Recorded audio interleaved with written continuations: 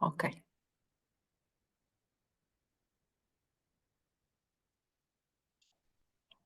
Muito bom dia a todos. Peço desculpa aqui pelo compasso de espera. Estávamos aqui à espera que entrassem também mais participantes. O meu nome é Inês Catela, sou gestora de eventos aqui da Câmara de Comércio. É um prazer estar aqui neste webinar sobre o impacto da inteligência artificial na vida pessoal e também profissional. Tenho aqui comigo, diversos oradores, nomeadamente também a moderadora Rosa Peixoto, a quem vou passar a palavra desde já. Muito obrigada, Rosa. Muito obrigada a Olá, todos. Vou estar então obrigada. aqui num papel um bocadinho secundário, mas qualquer coisa que precisem, estarei aqui. É um Muito bem. clique. Muito obrigada. Muito bem. Obrigada. Obrigada, Inês. Obrigada. Muito bom dia a todos. Sejam bem-vindos a esta sessão, onde iremos falar sobre um dos grandes temas do momento, a inteligência artificial. E por isso tenho já aqui comigo ilustres convidados. Vou começar pelas senhoras, como não poderia deixar de ser. Mafalda Rebordão. Bom dia, Mafalda. Bem-vinda. Bom dia, Mafalda. Bom Pode ser dia. que liga Micro, exatamente. A Mafalda, para quem ainda não conhece, é economista, começou a trabalhar com inteligência artificial bem cedo, na Google, e hoje é board member do Centro for Responsible AI, integra também o grupo de reflexão O Futuro de Portugal, e foi já distinguida pelo Financial Times como líder mundial promissora, também conhecida pela Forbes, pela BBC, enfim, temos aqui uma verdadeira estrela connosco. Bem-vinda, Mafalda, vai já partilhar connosco aqui então a sua experiência e visão. Temos também o Pedro Val. Pedro, bom dia, bem-vindo. Olá, bom dia, obrigado. Bom dia, Pedro, bom dia. O Pedro é um tecnólogo, ele é vice-presidente para a área de inteligência artificial da CEGID, que é uma multinacional que desenvolve software de gestão, e software de gestão que também já está enriquecido com inteligência artificial. O Pedro é mestre em inteligência artificial e terá também aqui uma visão técnica interessante para partilhar connosco. Bem-vindo, Pedro. E por último, mas não menos importante, temos o Nuno Loureiro. Olá, Nuno, bom dia. Bem-vindo. Bom dia. Bom dia. Obrigado. Bom dia. O Nuno é diretor da área de Data and AI da consultora PwC em Portugal. Tem também uma larga experiência como consultor e lidera equipas focadas em desenvolvimento de plataformas de dados e soluções com inteligência artificial. Por isso, os três convidados com muita experiência aqui no tema da inteligência artificial, vamos ter aqui certamente muito a aprender com eles. Vou novamente começar pela Mafalda. Mafalda, o seu primeiro contacto com a inteligência artificial foi na Google, como já disse há bocadinho, desempenhou cargos de grande responsabilidade, mas desde então, neste momento já não está na Google, creio, mas tem assumido também muitos cargos, todos eles relacionados com o tema da inteligência artificial. E por isso pergunto-lhe, quais é que são, na verdade, os impactos que a inteligência artificial já está a ter na vida cotidiana? Hoje, onde é que nós já conseguimos sentir a presença da inteligência artificial nas nossas vidas? Então, eu acho que o primeiro tema muito importante em relação a esta questão é desmistificar esta ideia de que a inteligência artificial é uma coisa nova, que surgiu há 2 anos e que foi democratizada com o ChatGPT, com a OpenAI. É na realidade, aliás, nós temos aqui uma prova de alguém que é mestre em inteligência artificial e, portanto, a inteligência artificial é um tema que já existe. Aliás, o primeiro paper que foi submetido, que tinha, na verdade, e cujo objetivo principal, no fundo, era ir buscar fundos e que foi submetido nessa tentativa com o nome de inteligência artificial, foi há 68 anos atrás. Portanto, esta ideia de que a inteligência artificial é uma coisa totalmente nova e que só agora está a começar a ter impacto na vida das pessoas é errada. Quando nós fazemos uma busca no motor de busca da Google, quando nós vamos ao YouTube, quando temos sugestões, quer seja numa conta do Netflix, quer seja numa conta do YouTube, quer quando utilizamos o Google Maps para nos deslocarmos a um determinado tipo de sítio, nós já estamos a utilizar a inteligência artificial. Portanto, a inteligência artificial já está presente na vida das pessoas há muito tempo. Agora, há cerca de 2 anos, quando começámos este tema com os chatbots e as implicações deste tipo de interface com o utilizador mais próximo e este debate mais aceso sobre a inteligência artificial, é que começámos a discutir mais este lado quase de humanização da tecnologia, sendo que a tecnologia já estava presente na vida das pessoas há muito tempo. Portanto, esta ideia quase de, no fundo, luta contra a inteligência artificial, na minha opinião e na minha experiência, é inútil, porque eu acho que a inteligência artificial é como o vento. Nós podemos colocar a mão e tentar que não passe, mas vai passar na mesma, porque já existe, está embebida em tudo o que nós fazemos no nosso dia-a-dia. Portanto, eu acho que esse é o principal, é um tema muito importante, desmistificar esta ideia de que podemos travar esta utilização. Nós já utilizamos no nosso dia-a-dia e vai continuar a ser utilizada. Portanto, nós, quando fazemos esse tipo de pesquisas, quando temos sugestões do que queremos ver, isso já está presente. O meu lado é muito mais esta preocupação de como é que fazemos o deployment desta tecnologia, ou seja, quando começámos a falar sobre o digital, e este é um tema interessante, porque em especial em Portugal, em muitas empresas, ainda estávamos a fazer uma transição para o digital, quando começámos a falar da inteligência artificial, porque a maturidade digital das empresas em Portugal ainda é baixa versus outros países, até na Europa, como por exemplo o UK, um mercado onde eu trabalhei nos últimos anos.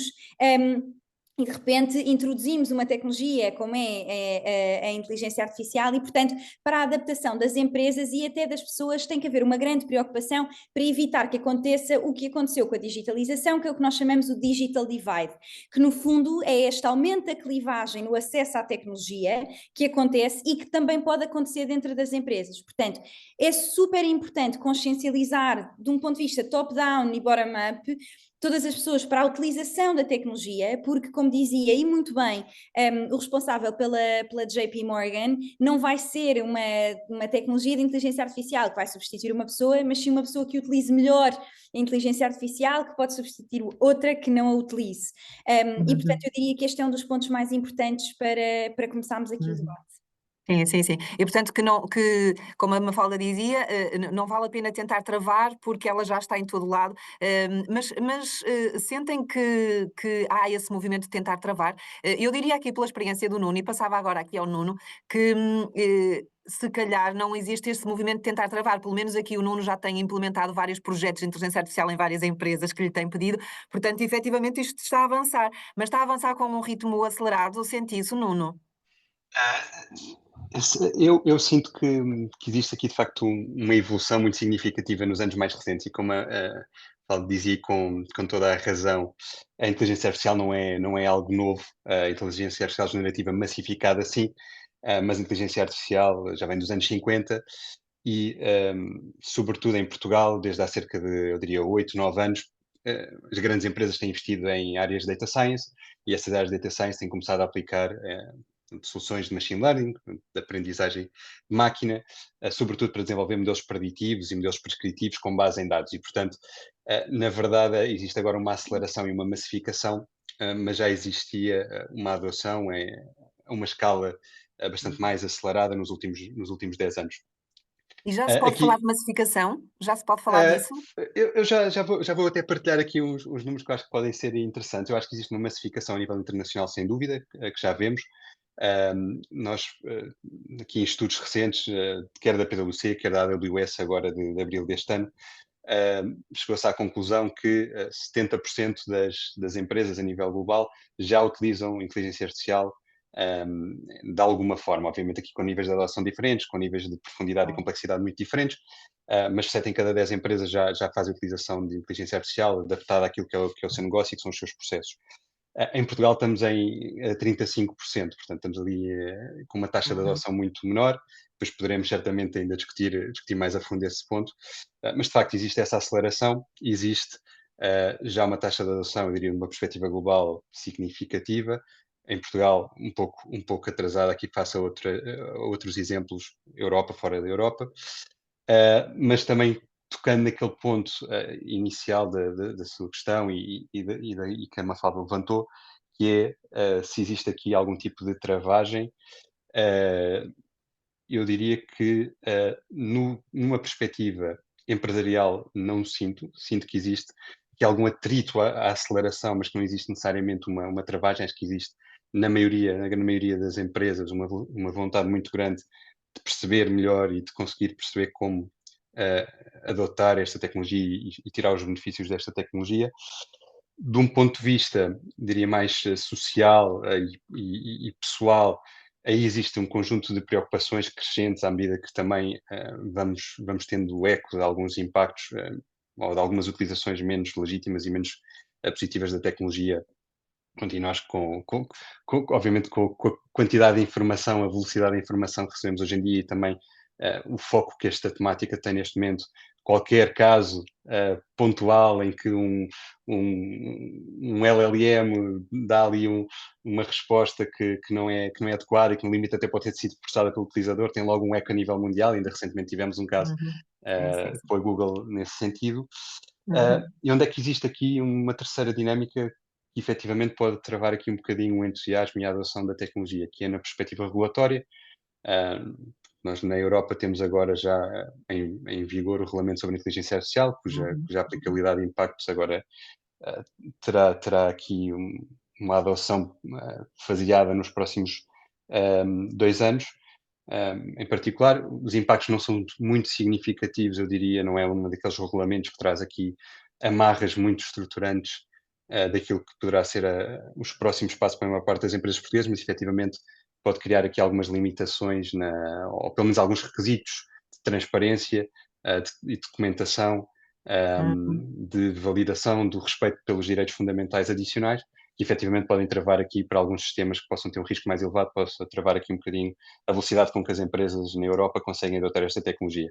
Mas, por outro lado, obviamente, também ter aqui benefício na defesa daquilo que é o impacto desta tecnologia nas pessoas. Portanto, eu diria empresas com muita vontade de adotar, pessoas com algum receio, mas acho que em geral com curiosidade e também com abertura, e do ponto de vista regulatório aqui algum travão a nível europeu para a adoção da tecnologia. Sim, e faço aqui agora a ponte com o Pedro Val, aproveitando aqui a deixa do Nuno, que sente que as empresas, e o Pedro é consultor, anda no mercado, sente que as empresas realmente estão com muita vontade de adotar. Pedro, o Pedro está a liderar o Centro de Inteligência Artificial da CEGID, em Portugal, onde se desenvolve inteligência artificial para o resto dos países onde a CEGID está presente e tem soluções. Pedro, aqui neste Centro de Inteligência Artificial vai-se dar resposta a essa vontade que os empresários têm de adotar inteligência artificial nos seus processos, certo? É para isso que estão a trabalhar nesse Centro de Inteligência Artificial. Exatamente, sim, Rosa. Portanto, o Centro de Inteligência Artificial na CEGID apareceu com a missão de olhar para as tecnologias que estão disponíveis, portanto, sejam elas tecnologias que nós começamos a chamar agora de ML tradicional, não é? Portanto, coisas que há 2 ou 3 O anos ML é o machine learning, para quem não está a par, não é? aprendizagem, sim. Sim. Coisas que há 2 ou 3 anos estavam na vanguarda tecnológica, agora começámos a chamá-las de coisas tradicionais, portanto, coisas básicas, depois desta revolução da IA generativa.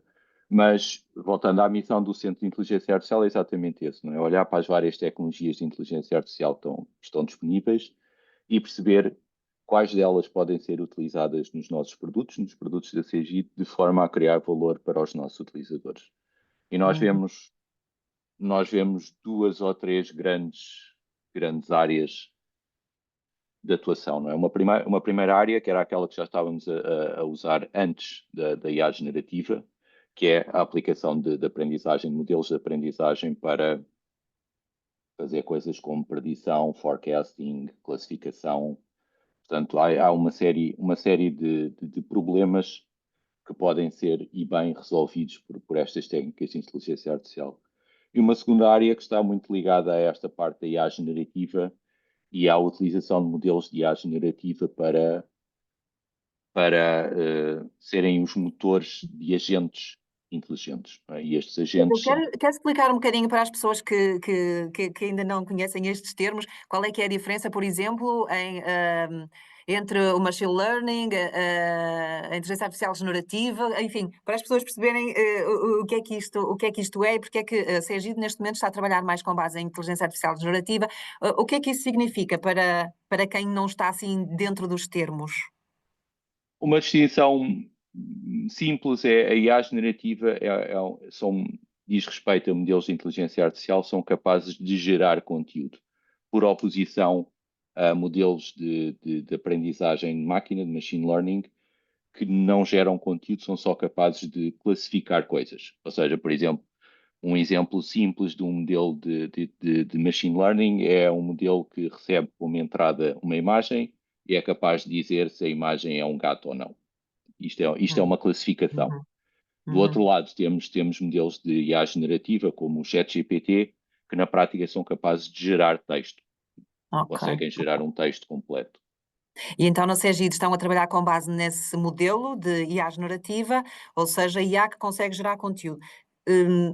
Imaginando aqui um cenário de alguém que trabalha com um software de gestão, que tipo de conteúdo é que a IA consegue gerar? Há uma primeira área de impacto que é a capacidade de gerar texto. Portanto, se vamos, por exemplo, assumir a geração de um corpo de um e-mail ou a sumarização de um relatório, a capacidade de ingerir dados e ser capaz de os explicar. Portanto, na prática, gerar um relatório que seja capaz de explicar dados. E nesse aspecto, um exemplo concreto é: está aqui os resultados das minhas vendas no ano passado e neste ano, por favor, compara-mas, analisa-mas e apresenta-me quais é que são as maiores diferenças, por exemplo. Isso é Ok, uma coisa então que a IA imaginemos. generativa. Ok. Imagina, só para tentar tangibilizar mais um bocadinho, então, imaginemos que eu trabalho na área de vendas, com um software de gestão, e posso perguntar então aos agentes inteligentes qual é que foi o meu volume de vendas do ano passado e compara-me com o deste ano entre março e abril ou outro período qualquer. Faço essa questão e ele vai à base de dados do ERP e dá-me essa informação toda? Exatamente, é nesse sentido que nós estamos a trabalhar e esse é o tipo de coisas que a IA generativa proporciona. Tanto Ok. na parte de entender qual é a pergunta do utilizador, porque tem a capacidade de entender a linguagem natural, como depois também a capacidade de gerar a resposta tendo como base os dados atuais do utilizador. Bem, ok. Portanto, estamos aqui a falar um bocadinho na esfera profissional, qual é, em que áreas é que isto pode acontecer, estas mudanças vão acontecer na área profissional. Na área pessoal, a Mafalda já deu aqui alguns exemplos, todos já estamos tão habituados a utilizar as ferramentas de pesquisa, Google Maps, o que for, tanta coisa que nem nos apercebemos que tem inteligência artificial por trás realmente. E principalmente as gerações mais jovens, não é? Os nativos digitais estão habituadíssimos a utilizar imenso a tecnologia. E isto leva-me à próxima questão, Mafalda. A Mafalda é a Young Advisor do Presidente da República. Nesta sua experiência, e fazendo aqui a ponta então com as gerações mais jovens, parece-lhe que elas são tão destemidas em relação ao uso da tecnologia que podem até existir aqui questões de privacidade de dados, questões éticas que podem ser levantadas, mas eles nem se apercebem porque usam a tecnologia já quase que desde que nasceram e então não têm nenhum problema com isso. Pode acontecer. Eu diria que existe mas eu acho que isto aconteceu sempre em todas as gerações e já chegarei também um bocadinho às preocupações que são preocupações do Sr. Presidente e também do lado público, como é o caso da União Europeia com o AI Act e o que é que isso significa para nós, mas respondendo a essa questão sobre as novas gerações, eu acho que nós subestimamos muito a nova geração. Na verdade, nós vemos quando a nova geração começa a votar que é uma geração das causas, portanto é uma geração extremamente preocupada com temas sociais, e os temas sociais estão implicitamente correlacionados com o tema da utilização da tecnologia. Ou seja, quando nós utilizamos tecnologia, e continuando um bocadinho o racional da primeira questão, nós estamos claramente a aumentar a clivagem que existe social. Portanto, há uma métrica económica que se chama mobilidade social, que é uma métrica que nos diz quantas gerações é que nós demoramos a passar à próxima classe na pirâmide dos nossos rendimentos. E o que acontece é que a inteligência artificial e a tecnologia são, no fundo, uma arma, ou seja, e a arma pode ser utilizada para o bem e para o mal. Portanto, pode ser utilizada para bem porque nos permite chegar a zonas remotas, ou mesmo em Portugal, nós temos muito esta ideia pré-concebida de que Portugal, e a realidade de Portugal é Lisboa e Porto, e Portugal é um país inteiro com realidades muito dispares de acesso à tecnologia, em que, na verdade, a maioria da população é envelhecida e, portanto, nem sequer tem acesso a esta tecnologia. E tanto isto como pessoas que já estão a meio da sua carreira, pessoas com mais de 50 anos, têm muito menos predisposição ou muitas vezes acesso a este tipo de tecnologia e, portanto, é muito importante garantir que isto não acontece. Ainda assim, acho que é importante não diabolizar esta nova geração que já utiliza esta tecnologia e que já nasce quase ensinada na tecnologia, até porque isto tem muitas desvantagens também para esta geração. Há um livro muito interessante que fala, na verdade eu acho um pouco redutor, porque só fala da tecnologia como o único fator que deixa esta nova geração como sendo a geração ansiosa, mas existem muitos outros fatores, mas que demonstra qual é que é o impacto também da tecnologia na nova geração. Portanto, eu acho que esta geração continua a preocupar-se com o tema da privacidade, tem uma forma de expor os seus dados e, no fundo, de expor a sua vida, e nós vemos isto nas redes sociais, muito diferente das gerações anteriores. E é por isso que é importante haver uma preocupação por quem está do outro lado, no fundo também no lado público, sobre o que é a privacidade do utilizador e porque é que o utilizador deve ser colocado em primeiro lugar. Muitas empresas também têm esta filosofia de colocar o utilizador em primeiro lugar, mas é necessário que exista esta preocupação também por parte dos governos. O que é que fez a União Europeia neste sentido?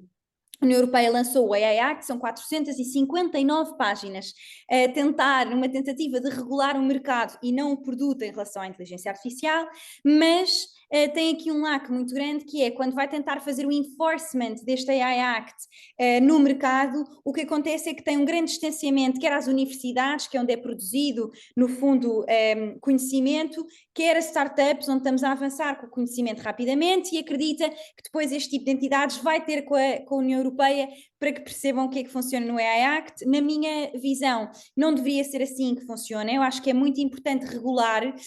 Existe também nos Estados Unidos, não está a haver regulação, mas num dos estados, na Califórnia, foi lançado uma espécie de proxy do AI Act.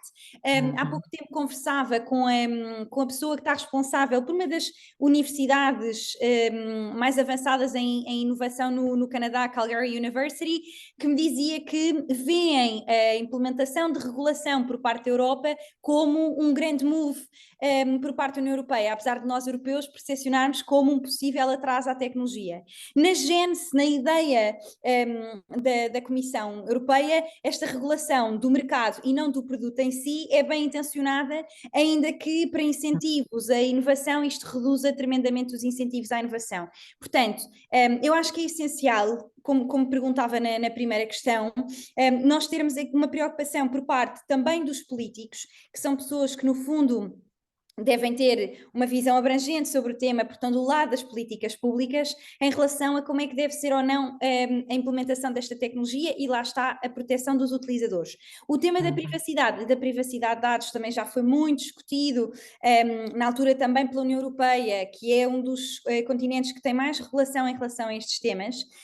Eu acho que é muito importante, até porque estamos a criar uma série de viés inconscientes. Exemplo, se nós perguntarmos a um chatbot em quem é que deve votar nas eleições, o New York Times fez este teste e o chatbot está enviesado à esquerda. Ou seja, todos os argumentos que dá são de argumentos de voto à esquerda.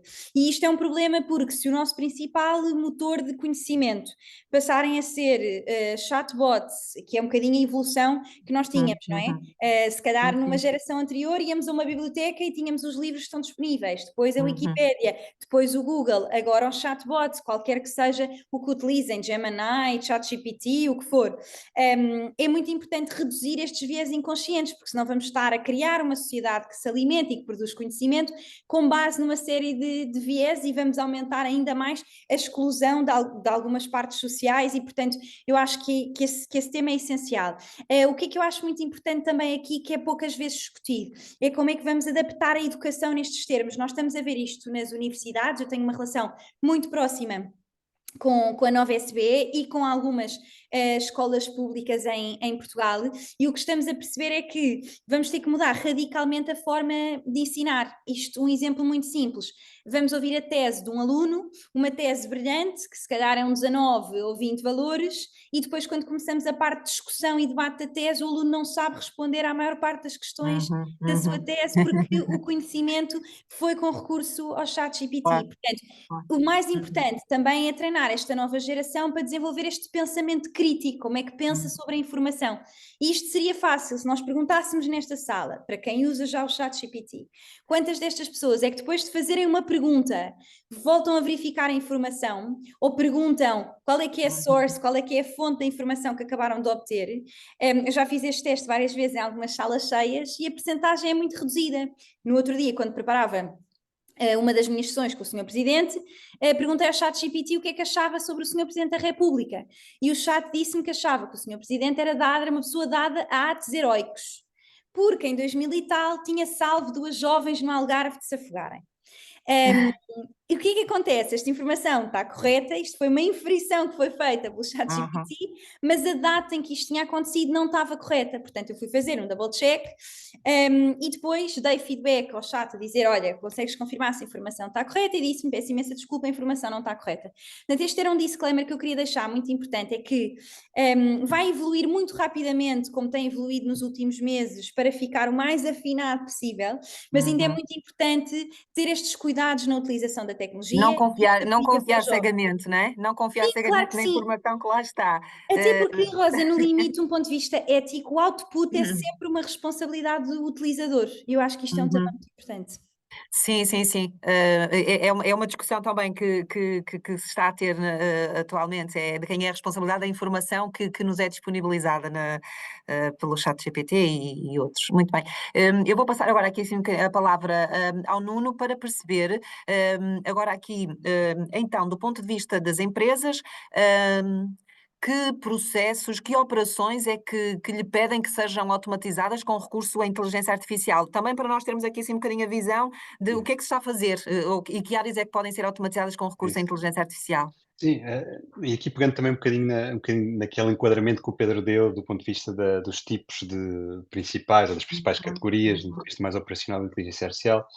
Portanto, nós, de facto, acabamos por ter alguns projetos no âmbito daquilo, como falávamos há pouco, do machine learning mais tradicional, ou seja, tentar prever aqui, por exemplo, conversão em contact center, propensão comercial e, portanto, muito projetos em que tentamos dar aqui indicadores para ajudar à decisão e à otimização na decisão comercial das empresas.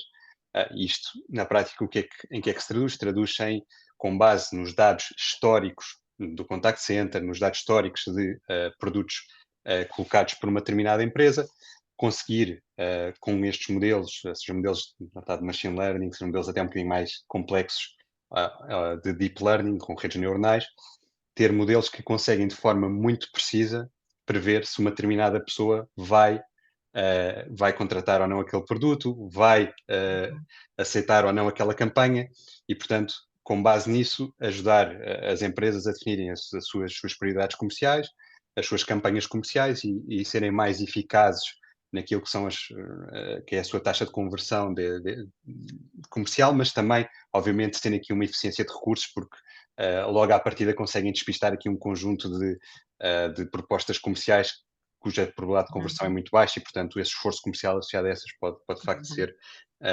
descontinuado e alocado a outras oportunidades e outras tarefas.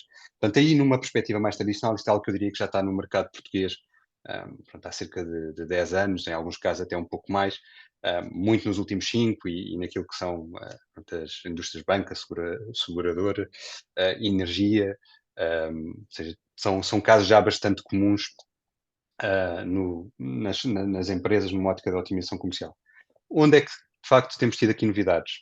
Na utilização, efetivamente, da inteligência artificial generativa, eu diria em duas componentes. Eu gosto muito de separar, porque acho que têm dinâmicas muito diferentes. Uma primeira componente que é uma automação de processo, e, portanto, há um determinado processo que nós, como empresa, temos de fazer que envolve um conjunto de pessoas e que pode ser automatizado e que, na verdade, até já poderia ser automatizado com soluções mais determinísticas e de automação técnica, mas que agora com a inteligência artificial generativa podem aqui de facto ser automatizadas. E aqui posso dar alguns exemplos. Nós, por exemplo, tivemos um projeto, neste caso não em Portugal, mas em Angola, e já vi aqui no chat temos algumas pessoas também de Angola a assistir, em que para um banco que tem ali um processo de uma aplicação, uma solução de gestão de moeda estrangeira que é bastante complexa, que tem regulação também algo complexa, portanto criámos ali uns chatbots de apoio à área comercial, onde conseguem rapidamente procurar informação do manual do utilizador, da regulação do BNA, do próprio normativo interno, etc. E, portanto, aqui estamos a falar, obviamente, de uma produtividade da função comercial, mas tivemos também aqui outros projetos que eu acho que acabam por ser muito interessantes, até com métricas que posso partilhar, de automação. Por exemplo, nós ajudámos um cliente na Alemanha que o que faz é a gestão de minutas legais para outros clientes, portanto, para grandes grupos internacionais. Portanto, um grande grupo que está em 50 países, que tem procurações em 50 línguas, que tem documentos de nomeação de stakeholders também em 50 línguas, e esta empresa o que faz é recebe esses documentos em bruto e prepara todo o processo de tratar a informação, identificar os placeholders, perceber onde é que aquela informação está na base de dados de suporte com a informação do cliente, criar queries para ir buscar a informação, preparar formulários para obter informação que não está na base de dados, e portanto todo um processo que levava ali por template cerca de 9, 10 horas para receber um template que até poderia vir em japonês para uma empresa alemã e preparar todo o template para ele estar pronto a ser solicitado pelo cliente final. E nós, com a utilização de inteligência artificial generativa para, identificar placeholders e mapear o contexto semântico daqueles placeholders, 2, identificar onde é que aquela informação está na base de dados, 3, gerar automaticamente os queries para esta informação da base de dados, e 4, gerar ou rever o documento final que é composto com base na informação, acabámos por passar um processo de 9, 10 horas humano para cerca de 10 minutos automático, depois com 20, 30 de revisão humana daquilo que está a ser produzido. E, portanto, é um ganho. No fim de linha, o que se procura é exatamente isso, não é? Aumentar a eficiência. São ganhos muito significativos de eficiência, e esse é um exemplo que eu acho que é muito material, porque é um processo que, obviamente, aqui com 4 utilizações diferentes de inteligência artificial generativa, se reduz aqui em 95% do ponto de vista de tempo humano despendido em tarefas de baixo valor acrescentado. Também ajudámos recentemente um supervisor em Portugal a automatizar aqui também o processo de revisão dos documentos enviados pelas entidades supervisionadas, e também ganhos de poupança temporal de cerca de 70%, e, portanto, de facto, do ponto de vista processual, há ganhos muito significativos. Essa numa dimensão, numa dimensão pessoal, ou de produtividade individual, o que é que estamos a ver no mercado? Estamos a ver cada vez mais a adoção de soluções de copilotagem, seja o chat GPT, normalmente uma versão Enterprise, seja o Copilot para as empresas que trabalham com a suite Microsoft, seja o Gemini para quem trabalha com Google, que na verdade é sair desta visão, ok, estou a automatizar um processo, tenho aqui um projeto para automatizar um processo, para vamos dar às pessoas, de facto, estas ferramentas, dá-las no contexto seguro, de forma segura, sabendo que os dados que vão ser partilhados com estas ferramentas estão no perímetro, ou pelo menos há aqui cláusulas contratuais que protegem da divulgação destes dados para fora, e vamos dar estas ferramentas às pessoas para que as pessoas possam, naquilo que são as suas tarefas, ser mais produtivas. E, portanto, temos ajudado vários clientes, e em Portugal isso, de facto, agora é onde sentimos que está a haver um investimento grande, que é definir, ok, quais é que são aqui os limites de segurança em que queremos que as pessoas utilizem a inteligência artificial generativa, e como é que o podemos fazer, porque as licenças destas soluções normalmente ainda são caras, como é que podemos fazê-lo de forma eficiente e fasear também o investimento nesta tecnologia. E vemos também aí impacto muito significativo, também indicadores muito rápidos, porque eu acho que é interessante esta sensibilidade. Nós aqui, em 2 clientes em que fizemos aqui um estudo de experimentação mesmo pelas pessoas, dos casos que selecionámos, obviamente aqui com certo viés, porque os casos selecionados obviamente já são casos com bastante potencial de eficiência, mas entre 85% a 90% dos casos tiveram ganhos de produtividade e de poupança temporal, ou seja, não só produtividade, poupança temporal acaba por ser uma dimensão da produtividade, mas poupança temporal, estamos a falar aqui de 85% a 90% dos casos. Poupanças temporais médias entre os 60% e os 70%, nos casos que efetivamente há poupança temporal, e também depois noutra dimensão, que é na dimensão de qualidade, apesar dos resultados não serem tão positivos ainda, resultados também positivos, e na satisfação da utilização também aqui, de 0 a 4, estamos a falar entre 2.5 a 3, portanto as pessoas também gostam. Serão esses dados, Nuno, peço que eu interromper, serão esses dados que fazem com que que existam pessoas que tenham receio que a inteligência artificial venha tirar os empregos, porque o Nuno está aqui a dizer aumentos de produtividade na ordem dos 80%, mas na verdade o que vai acontecer é tornar as pessoas mais produtivas, mais eficientes e não terem que fazer um esforço muito grande para obter dados que às vezes demoravam horas, dias a obter, e agora conseguem obtê-los na hora. Eu acho que é um paralelismo que podemos fazer.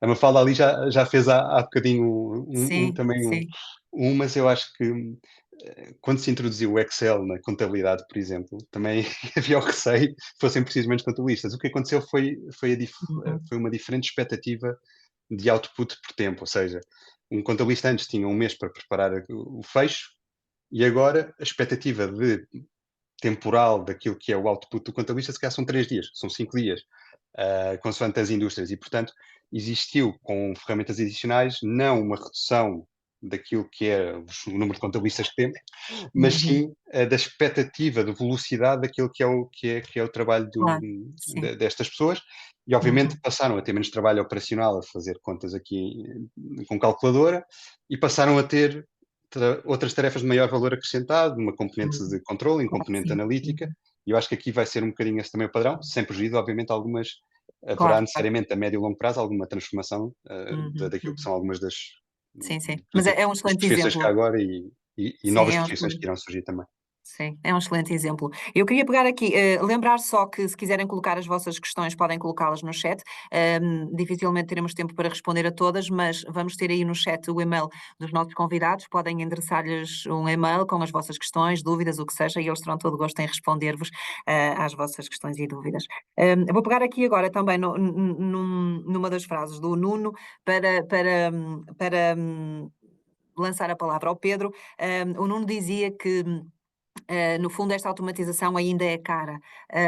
Eu sei que o Pedro, no Centro de Inteligência Artificial, está a desenvolver tecnologia que já está disponível nos ERPs da CGID e que um dos propósitos é precisamente democratizar o acesso à inteligência artificial, ou seja, quem já tem um ERP já poderá ter acesso a agentes inteligentes que trabalham dentro do ERP. Por isso, essa é também uma das, é digamos que dos motores que levam ao desenvolvimento da inteligência artificial na CGID é precisamente essa democratização, tornar o acesso acessível, passa a redundância, a todos aqueles que trabalham com um software de gestão, para que tenham essas ferramentas à disposição. Exato, exatamente. Ou seja, é conseguirmos que os nossos utilizadores tenham acesso a estas tecnologias de uma forma simples e, acima de tudo, uma forma que lhes traga valor e que lhes permita, pegando aqui um bocadinho no exemplo do Nuno, também lidar com um volume de trabalho que é cada vez maior. Não é? Portanto, eu acho que o exemplo do Excel é brilhante, porque acho que há um paralelo quase perfeito com aquilo que está a acontecer hoje em dia com a inteligência artificial, no sentido em que é uma ferramenta que aumenta as capacidades dos nossos utilizadores, é uma ferramenta que nos permite a todos, não é? enquanto trabalhadores, lidar com um volume de trabalho que está sempre a aumentar. E, portanto, acho que nesse contexto a democratização do acesso a estas ferramentas é fundamental, não é? De certa forma, é garantirmos que os utilizadores do nosso software têm as melhores ferramentas à sua disposição, não é? Estão na vanguarda tecnológica daquilo que é possível fazer para, Uhum.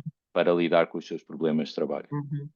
Mas estes sistemas alimentam-se de dados, ou seja, quem não tiver um sistema de gestão não consegue utilizar ferramentas de inteligência artificial, ou seja, primeiro tem que começar por organizar os dados todos, não é? Ter tudo sistematizado num sistema de gestão e depois a partir daí sim, poder automatizar e tirar partido daquilo que é a inteligência artificial, não é? Existe também, primeiro tem que se começar pelo princípio, é Sim, necessário sim, sim. ter essas ferramentas.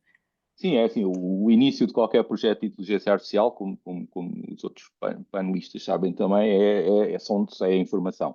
É a Claro. existência de dados históricos e de informação do utilizador ou da empresa onde estamos, para daí conseguir extrair o maior benefício da inteligência artificial. Isso Uhum, é fundamental. uhum. Muito bem. Há bocadinho, a Mafalda dizia que existe aqui ainda um grande receio em relação à utilização da inteligência artificial. Mafalda, isso será porque não houve investimento na literacia digital? Ora, é uma excelente questão, até porque assim que começou a surgir o tema, aliás, uns meses depois do lançamento do ChatGPT, o único país que fez um anúncio em que partilhavam que iam fazer um grande investimento na literacia da população em relação ao tema da inteligência artificial foi Singapura, que fez um grande, aliás, eu vejo aqui uma série de questões no chat relacionadas com este tema, fez um grande investimento do que eles chamam o reskilling da população, ou seja, no fundo, é as pessoas terem acesso a estas novas skills de literacia digital. Isto é um tema, Rosa, que não é novo, ou seja, já falávamos disto sobre o tema de introdução do digital nas empresas. Inteligência artificial é um layer a seguir, mas não é um tema novo de forma nenhuma. Portanto, eu acho e concordo, isto é uma opinião pessoal, mas eu acho e concordo que devia ser feito um grande investimento em que, no fundo, damos às pessoas estas tools, estas ferramentas para perceberem. Nós estamos aqui hoje numa conversa e alguns dos termos ainda não são de conhecimento geral. Eu acho que isto é muito importante, democratizar o acesso a este tipo de conhecimento. O que é que significa machine learning, o que é que faz a AI generativa, como é que pode ser utilizado nos seus trabalhos, mais do que isso, como é que pode ser utilizado nos seus trabalhos. Há aqui uma série de questões no chat relacionadas com o tema da saúde. O tema da saúde é um dos temas de maior investimento por grandes tecnológicas, porque de fundo a inteligência artificial tem um potencial gigante. A DeepMind, que mais tarde foi adquirida pela Google, lançou com o programa do AlphaFold uma série de, portanto, um dos grandes projetos e conclusões foi, no fundo, conseguir esterificar as proteínas portanto, isto tem um potencial gigante de resolvermos praticamente todas as doenças que existem, mas há depois um grande fosso entre a passagem deste conhecimento e desta tecnologia para o dia-a-dia das pessoas. Uma das questões que nós temos aqui é a questão em relação ao tema da triagem nos hospitais, por exemplo. Deixem-me dizer-vos que Portugal, na verdade, está super avançado. Nós achamos sempre que Portugal está muito atrasado em relação aos temas de inteligência artificial e, de facto, a Europa como um todo está bastante para trás. Portanto, se olharmos para os investimentos de fundos de capital de risco, apenas 6% em média, pelos últimos dados, vão para a Europa, e isto é um grande problema, porque significa que, de um ponto de vista de inovação, das novas tecnologias, a maioria está a acontecer nos Estados Unidos e na China. Mas o que é que acontece em Portugal? Nós temos uma série de hospitais, como por exemplo o São João, e na verdade foi feito um piloto em Santarém, em que substituíamos o tradicional modelo de triagem com um enfermeiro por um chatbot, e no final perguntaram às pessoas o que é que preferiam, se preferiam um enfermeiro ou se preferiam um chatbot, e a conclusão é que mais de 60% das pessoas preferem o chatbot. Porquê? Porque reduz muitíssimo os tempos de espera. Isto não significa que o papel do enfermeiro vai desaparecer, e isto é natural em todas as evoluções tecnológicas, ou seja, se olharmos de um ponto de vista económico para a história nos últimos anos, desde a introdução do computador com a sua democratização com a Microsoft, desde a Revolução Industrial, é normal que a maioria dos trabalhos evolua e muitos deles até desapareçam, e é por isso que é importante o investimento no reskilling da população, porque o objetivo não é que as pessoas fiquem desempregadas, o objetivo é que as pessoas passem a fazer outro tipo de trabalhos, e claro está, existem profissões que vão continuar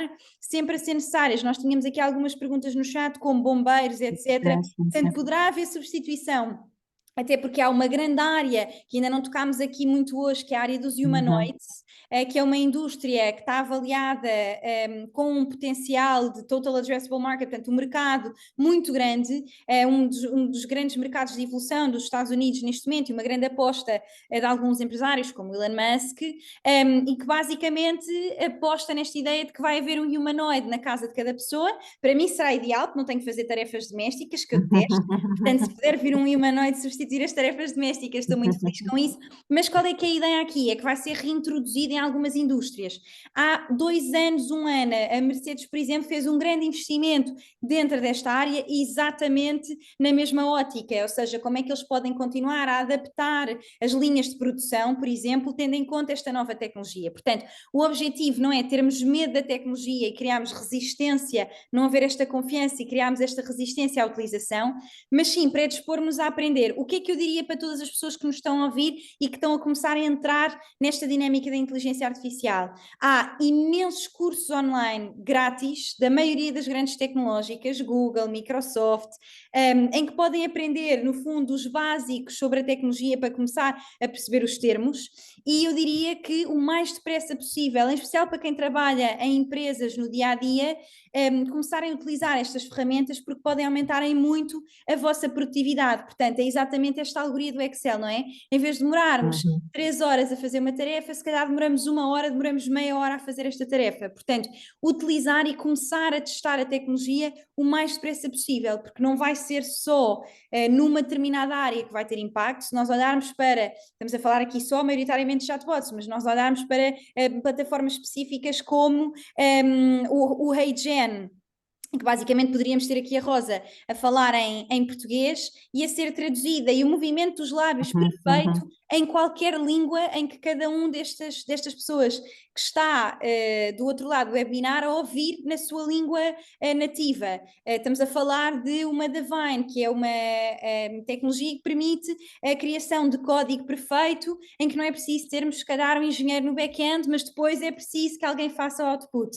E para terminar aqui a resposta a esta pergunta, há pouco tempo falava com o CEO de uma grande consultora que me dizia que, por exemplo, em tudo o que são auditorias, o que acontece é que já não precisam de um auditor demorar o mesmo tempo a preencher o que preenchia anteriormente e a verificar o que verificava anteriormente. No entanto, nós, quando temos uma pessoa nova na nossa equipa, não vamos deixar que entregue um relatório, o que for, sem termos uma supervisão do que fez. Com o ChatGPT ou com qualquer que seja a ferramenta Copilot que utilizamos, é a mesma coisa. É como se fosse um novo team member que nós temos na nossa equipa, em que temos que confirmar o output do que foi produzido para garantir que mantemos a qualidade. E isso também é muito importante, porque estamos a vender serviços, a prestar serviços a clientes que confiam também que nós estamos a fazer esse trabalho e que não 100% do nosso trabalho é automatizado. No entanto, já há muitos clientes, quando vão fazer pedidos de propostas, pedem mesmo que seja utilizada a inteligência artificial na produção do output. Portanto, eu acho que quanto mais depressa começarmos a utilizar e a testar a tecnologia, melhor para nos adaptarmos, porque eu acho que veio para ficar. Muito bem, tenho aqui muitas outras questões, nós depois, como disse, responderemos às vossas questões, tem também depois aqui, vamos colocar os e-mails dos nossos convidados para vos responderem às vossas questões. Tenho aqui uma que é direcionada ao Pedro e que tem a ver com a questão de todas essas análises comparativas que é possível fazer através das soluções inteligentes da Cegid, que recorrem à inteligência artificial, que neste caso é o Cegid Pulse. Perguntam aqui como é que depois é possível salvaguardar a privacidade dos dados utilizando então os agentes inteligentes. Pedro, é possível trabalhar com inteligência artificial num ambiente protegido, certo? Sim, sem dúvida. Isso é É uma isso das que a nossas... Cegid oferece? É isso que a Cegid Exatamente, sim. oferece? Podes Isso é uma das explicar como nossas... é que isso acontece? Sim. É uma das nossas preocupações e é uma das nossas direções, é garantir a privacidade dos dados dos nossos utilizadores e garantir que não há que um utilizador não consegue aceder aos dados de outros. Portanto, isso para nós é fundamental. É um bocadinho uma evolução do mesmo conceito que já existia nas nossas aplicações cloud, por exemplo, nas nossas aplicações que estão disponíveis na cloud, em que um determinado utilizador só tem acesso aos seus próprios dados. E, portanto, o que nós fazemos é garantir que os nossos assistentes, quando estão no contexto de um determinado utilizador, só têm mesmo acesso àqueles dados e não há partilha de dados entre utilizadores. Nós também trabalhamos com fornecedores de modelos de inteligência artificial generativa, onde está especificado nos nossos contratos que os dados que nós, porventura, nós enviamos para esses modelos não vão ser utilizados para treinar novas versões dos modelos. Okay? Portanto, isto garante que, embora possa haver informação a ir para o modelo de inteligência artificial generativa, essa informação só é usada com o objetivo de criar respostas para o utilizador e não para outras utilizações. Algo, por exemplo, no ChatGPT não está, não Não acontece. acontece, não é? Não acontece. Portanto, toda aquela informação que está dentro do ERP, está dentro do sistema de gestão, está ali circunscrita, ou seja, os agentes inteligentes trabalham com base nessa informação, mas a informação mantém-se ali na mesma dentro do ERP, não há forma dela extravasar. Exatamente, sim. Portanto, isso para nós é fundamental. Portanto, garantirmos a privacidade da informação dos nossos utilizadores é fundamental. E Pedro, esses agentes inteligentes que são designados Cegid Pulse já estão disponíveis para quem quiser utilizar? Sim, nós já disponibilizámos isso, portanto, no nosso portfólio ibérico, no software Primavera, nós disponibilizámos no mês passado uma primeira versão destes assistentes, já tem esta capacidade de olhar para os dados do utilizador e responder a perguntas sobre o utilizador. Noutras linhas de produtos estamos em fase piloto, portanto, em França, estamos a fazer um piloto avançado no mercado da contabilidade, para o mercado dos contabilistas, em que aí o assistente já não é só capaz de responder a perguntas, mas também é capaz de executar ações em nome do utilizador. Ou seja, por exemplo, escrever e-mails ou mesmo emitir recibos ou emitir faturas. Portanto, estamos com essa tecnologia em piloto em França, com o objetivo, obviamente, de depois a disseminar pelos nossos restantes mercados. Então, Pedro, tem aqui uma dúvida que eu tenho. Conseguem treinar então os agentes inteligentes e eles só conseguem executar, ou é possível dizer também que os próprios, que a inteligência artificial também é capaz de aconselhar, de sugerir, ou seja, só executa ou vai além disso? Também é capaz de sugerir. Acho que uma das vertentes destes agentes é exatamente a capacidade de recomendar, de conseguirem recomendar planos de ação e sequências de tarefas aos nossos utilizadores. E serem capazes de fazer estas recomendações e estas sugestões com base no histórico da interação com o utilizador. Okay? Por exemplo, Ok. se o nosso utilizador tem o hábito de, este é um exemplo muito simples, mas se os nossos utilizadores têm o hábito no dia 25 de cada mês começarem a fazer o processamento salarial da empresa, portanto, os nossos agentes serem capazes de entender esse padrão e se calhar no dia 24 do mês a seguir mandarem uma notificação ao utilizador a dizer, olha, amanhã é dia 25, vamos começar a preparar as coisas para o processamento salarial. Portanto, esta adaptabilidade dos agentes à forma de trabalhar do utilizador e depois as sugestões baseadas nisso para melhorarmos a eficiência dos processos de trabalho. Ok. E se eu quiser pedir, por exemplo, ao Seja de Pulse, aconselhamento, por exemplo, tendo em conta os artigos que eu tenho em stock, diz-me qual é que deve ser o meu plano de aprovisionamento nos próximos meses. Ele consegue dar-me essas sugestões, aconselhar-me? Sim, aí eu acho que é a nossa direção futura. Há uma utilização híbrida entre agentes baseados em IA generativa e técnicas mais tradicionais de inteligência artificial. Portanto, toda essa questão de stocks, gestão de stocks, smart provisioning e essas temáticas, há diversas técnicas de IA que são capazes de as endereçar com eficiência. Portanto, aquilo que nós antevemos é que o utilizador pergunta ao agente, ajuda-me aqui como é que este stock vai evoluir nos próximos 3 meses, e o agente é capaz de utilizar outras técnicas de inteligência artificial para gerar a resposta. O que nos garante que as respostas que estamos a dar aos utilizadores têm um nível de fiabilidade bastante elevado.